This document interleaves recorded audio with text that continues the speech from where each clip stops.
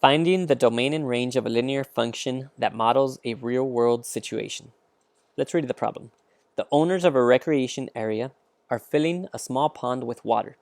Let W be the total amount of water in the pond in liters.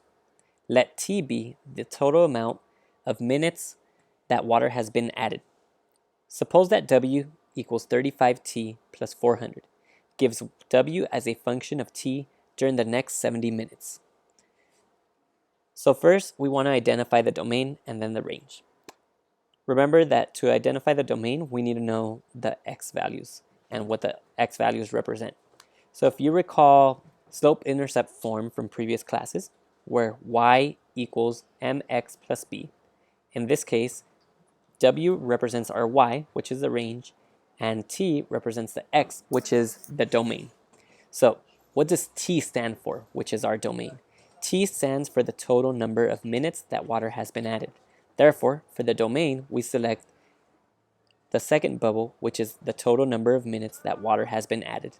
Now, what are the possible number of minutes that water has been added? We're given that T is measured during the next 70 minutes. So what are the next 70 minutes? From 0 minutes all the way up to 70 minutes. Therefore, the domain is all real numbers from 0 to 70. Now, to figure out the range, again, first identify the range. The range over here in blue, we know is the amount of water in the pond in liters. So first we identify the range as this bubble here, the amount of water in pond in liters. And now to find the values of the range, we take our domain values and plug them in one at a time into our function.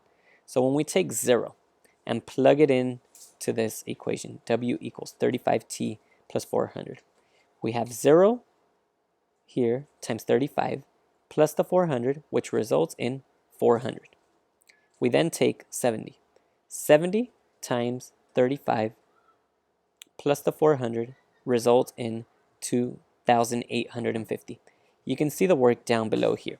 Here's where I showed plugging in 0 to calculate the 400 liters and plugging in 70 to calculate the 2,850 liters. So now we have both our domain values and our range values.